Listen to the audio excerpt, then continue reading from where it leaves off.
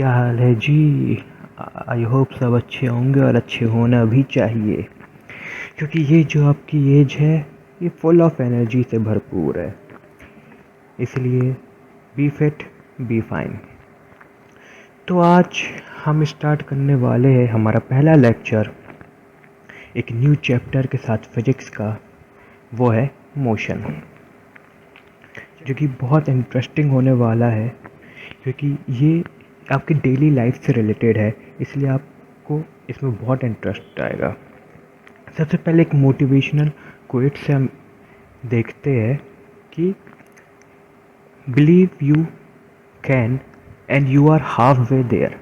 मतलब खुद पे भरोसा रखें, आप आधी मंजिल तक पहुंच चुके हैं। अगर आप इस लेक्चर को देख रहे हैं इस वक्त, मीन्स आपने आधे से भी ज़्यादा जर्नी ट्रैवल कर चुके हैं कि आप 9th क्लास में आके इस चैप्टर को विज़िट कर रहे हैं और सीख रहे हैं। सो खुद पे कॉन्फिडेंस रखिए और अपने आप को प्रिपेयर करते रहिए। चलिए शुरू करते हैं कि इसमें हम सबसे पहले बात करेंगे इंट्रोडक्शन के बारे में, कि आगे इस चैप्टर में हमको क्या क्या पढ़ना रहेगा। तो अगर हम बेसिक्स की बात करें तो व्हाट इज़ मोशन, कि मोशन क्या है और रेस्ट क्या है, हम इसके बारे में आगे डिस्कस करेंगे। टाइप्स ऑफ मोशन क्या है, कि कितने टाइप के मोशन होते हैं, physical quantities, distance and displacement, speed, time, velocity, acceleration, ये सब चीज़ें हम आने वाले टॉपिक्स में कवर करेंगे। तो आज से पहला स्टार्ट करते हैं, व्हाट इज़ मोशन। मोशन क्या है।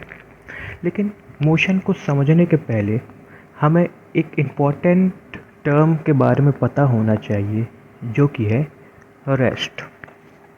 कि हम कैसे बोलेंगे कि कोई चीज़ रेस्ट में है, यानी कि स्टेशनरी है, मतलब वो रुकी हुई है। अगर कोई बॉडी अपनी पोजीशन टाइम के रिस्पेक्ट में, ध्यान से सुनना, अगर कोई बॉडी अपनी पोजीशन टाइम के रिस्पेक्ट में चेंज नहीं हो रही है तो वो रेस्ट पर है। जैसे कि टेबल पे बुक रखी हुई है तो टाइम तो कंटिन्यूसली चेंज हो रहा है, लेकिन क्या बुक अपने आप हिलेगी वहाँ से? नहीं। आपका फ़ोन टेबल पर रखा हुआ है, वो रखे हुआ है। अब जब तक आप उसमें एक्सटर्नल वर्क नहीं करोगे तब तक उसकी पोजीशन चेंज नहीं होगी, मतलब वो रेस्ट में। वहीं पे ऑन द अदर हैंड हम बात करते हैं मोशन की डेफिनेशन के बारे में।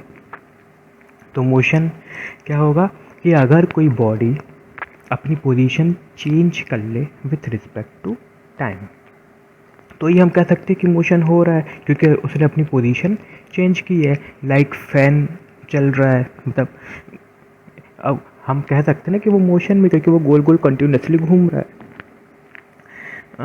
सपोज हमें कुछ एग्जांपल्स की बात करते हैं। जैसे कि एक बॉक्स रखा हुआ है, तो we can say it is in rest. दूसरी तरफ अपनी ये अर्थ है जो कि राउंड राउंड कॉन्टिन्यूसली घूम रही है, तो इट इज़ इन मोशन। इसको और अच्छे से समझते हैं इस वीडियो के एक्सप्लेनेशन से, कि लाइक सोलर सिस्टम जो चारों ओर घूम रहा है, सारे प्लैनेट सन की ओर कंटिन्यूस मोशन कर रहे हैं, ये हमारा एक सिंपल मोशन है। इसके कुछ और एग्जांपल्स की बात करते हैं, जैसे टॉम एंड जेरी है। अगर जेरी के पीछे टॉम भाग रहा है तो मोशन है। टॉम एंड जेरी एक जगह पर बैठे हुए तो वो रेस्ट है।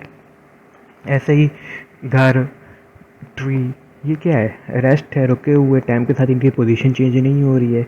वहीं पे कुछ बच्चे फुटबॉल खेल रहे हैं, मतलब वो मोशन में है।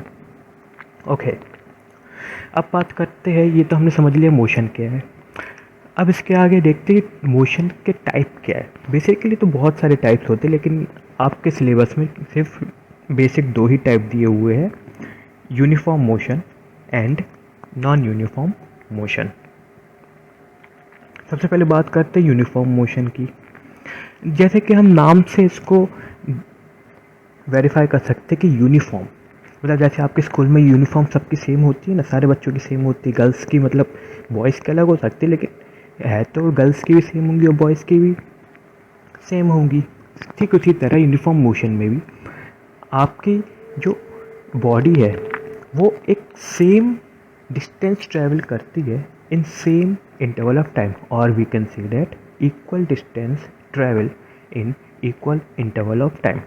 यहाँ पे कुछ भी फ्लक्चुएशंस नहीं होगा, जितना टाइम आगे बढ़ेगा उसी हिसाब से आपकी डिस्टेंस भी कवर होगी।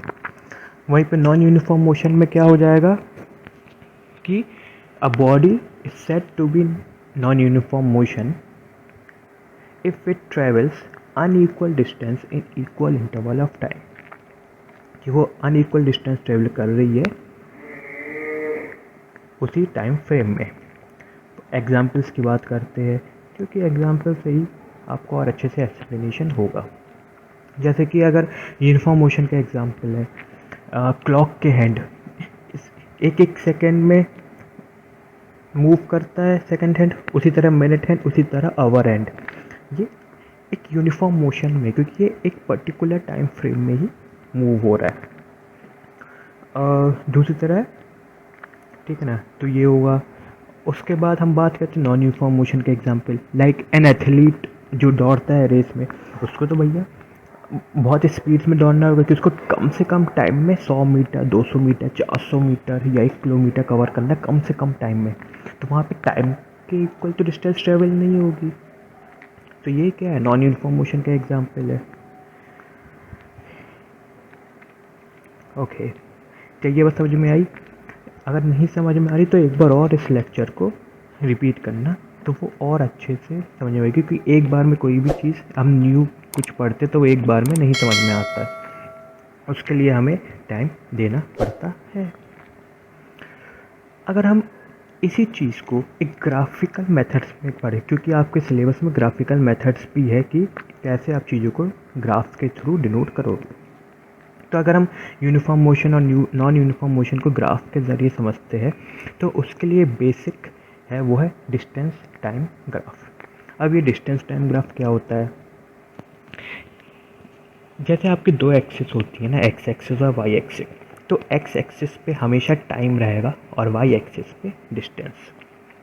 तो डिस्टेंस टाइम ग्राफ रिप्रेजेंट करता है आपके ऑब्जेक्ट का मोशन, कि आपका ऑब्जेक्ट किस तरह बिहेव कर रहा है जैसे जैसे टाइम चेंज होता है। ठीक है, तो distance time graph represent the motion of an object, कि how the position changes over time. Okay, अगर एक स्ट्रेट डायगोनल लाइन है, इसका मतलब क्या है कि आपका ऑब्जेक्ट की जो स्पीड है वो कांस्टेंट है, तो वो एक स्ट्रेट डायगोनल लाइन से शो की जाएगी। अगर एक फ्लैट हॉरिजॉन्टल लाइन है, इट मीन्स क्या है कि आपका जो ऑब्जेक्ट है वो रेस्ट पे रखा हुआ है, कि टाइम के साथ उसकी पोजीशन चेंज नहीं हो रही है। ओके, सपोज एक एग्जांपल लेते हैं कि तिशा की जो जर्नी है कि वो अपने घर से स्कूल की तरफ जा रही है। ठीक है, पहले वाले ग्राफ को समझते हैं, जो कि आपका रिप्रेजेंट कर रहा है यूनिफॉर्म मोशन को। कैसे कि आपके होम से डायरेक्ट वो स्कूल गई है, यानी कि उसने कहीं पे भी ब्रेक नहीं लिया है, वो डायरेक्ट चलती ही गई, वो भी कांस्टेंट स्पीड से। लाइक यहाँ पे आप टाइम देखोगे तो एक एक मिनट का गैप है, और डिस्टेंस में भी 10, 20, 30 यानी कि 10 मीटर्स का गैप है। तो यहाँ पे हर एक मिनट में 10 मीटर कवर हो रहे हैं, जो कि कांस्टेंट इंटरवल्स है, कि 10 मीटर हर बार एक एक मिनट में कवर हो रहे हैं। तो ये यूनिफॉर्म मोशन का एग्जांपल है। वहीं पे दूसरे ग्राफ को देखें, जो कि नॉन यूनिफॉर्म मोशन को रिप्रेजेंट कर रहा है, कि पहले तो वो घर से निकली, थोड़ी देर आगे चली, फिर उसके बाद क्या हुआ, वो टी स्टॉल पर रुक गई, थोड़ी देर उसने वहाँ पे टाइम स्पेंड किया, फिर वहाँ से वो आगे स्कूल की तरफ बढ़ना चालू हुई। तो ये क्या हुआ, नॉन यूनिफॉर्म मोशन हुआ। यहाँ पे कंटिन्यूस वो चलती ही नहीं रही, पहले वो चली, फिर थोड़ी देर रुकी, फिर उसने आगे अपनी जर्नी स्टार्ट करी। तो ये क्या हुआ, नॉन यूनिफॉर्म मोशन का एक ग्राफ रिप्रेजेंटेशन हुआ। अब अपन इस जर्नी को इंटरप्रेट करते हैं कि और आगे इसमें हम क्या कैलकुलेट करेंगे। इंटरप्रेट करने का मतलब है कि कैसे हम अपनी जर्नी को शो करेंगे, कैसे, और उस जो डेटा दिया हुआ उससे हम क्या इन्फॉर्मेशन निकाल सकते हैं। तो जैसे यहाँ पे पॉइंट ए है, ठीक है ना, ये एक फेज़ होगा कि वो कांस्टेंट स्पीड से चल रही थी। देन पॉइंट बी होगा कि वो रुक गई थी टी स्टॉल पर। देन पॉइंट सी होगा, यहाँ पे वो फिर से चलना चालू हुई। ठीक है, अब देखो डिस्टेंस टाइम ग्राफ एक इम्पॉर्टेंट रोल प्ले करता है स्पीड को कैलकुलेट करने के लिए। कैसे? हम स्पीड को डिस्टेंस टाइम ग्राफ में स्लोप की मदद से निकाल सकते हैं। ओके, ये स्लोप क्या है? स्लोप अगर हम सिंपल लैंग्वेज में देखें तो वाई एक्सिस पे जो वैल्यू चेंज हो रही है उसको डिवाइड करेंगे एक्स एक्सिस पे जो हमारी वैल्यूज चेंज हो रही है। ठीक है, सिर्फ इतनी सी एक सिंपल डेफिनेशन है, क्योंकि आप आगे अगर प्रैक्टिस करोगे क्वेश्चंस में, हम करेंगे और भी क्वेश्चंस, तो उससे और अच्छे से क्लियर होगा। तो जैसे अगर चेंज इन वाई वैल्यूज़ देखें तो ए डैश माइनस है। ठीक है ना, देखो चेंज अपन कोई भी वैल्यू में कैसे निकालते हैं कि इनिशियल वो पोजीशन कहाँ पे और कुछ टाइम के बाद वो कहाँ पे आ गई है। तो यही तो हम बताते हैं ना कि चेंज हो रहा है। अगर पंखा रुका हुआ है, बटन ऑन करेंगे घूमने लगेगा, तो हम तभी कहेंगे ना कि वो मोशन में आए, यानी कि चेंजेस हुए उसमें, कि पहले की स्टेट और बाद की स्टेट में क्या फ़र्क है। तो ऐसे ही हम वैल्यूज़ में चेंजेस करेंगे। तो चेंजेस कैसे निकालेंगे? डिस्टेंस की बात करें तो ए डैश, पहले वो ए पे थी फिर ए डैश पे गई, तो A dash minus A final minus initial होगा।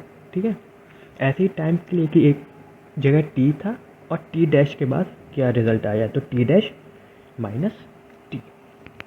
इतना समझ में आया? अब लेट्स कैलकुलेट करते हैं। सपोज ए फेस के लिए हम बात कर रहे हैं, तो चेंजेस इन वाई वैल्यूज़ में देखते हैं। तो एक पोजीशन 20 है, मतलब 0 से 20 एक वो मूव करी। हम हमेशा परपेंडिकुलर मूव करेंगे एक्सिस में। जैसे वाई एक्सिस है तो वहाँ से परपेंडिकुलर हम खींचेंगे, तो हम कहाँ पे आएंगे? अगर हम इस पॉइंट से देखें तो यहाँ से हम परपेंडिकुलर है तो ये 20 पे आ रहा है, और एक्स एक्सिस के लिए देखेंगे तो यहाँ से हम परपेंडिकुलर खींचेंगे तो 6 पर आ रहा है। ठीक है, तो यहाँ पे फाइनल पोजीशन क्या हो जाएगी, और ये 0 से स्टार्ट हो रहा था तो 20 माइनस 0 फाइनल माइनस इनिशियल। वहीं पे टाइम के एक्सिस पे देखेंगे तो 6 माइनस 0, फिर इन दोनों को डिवाइड करेंगे 3.33 मीटर पर मिनट स्पीड आ जाएगी।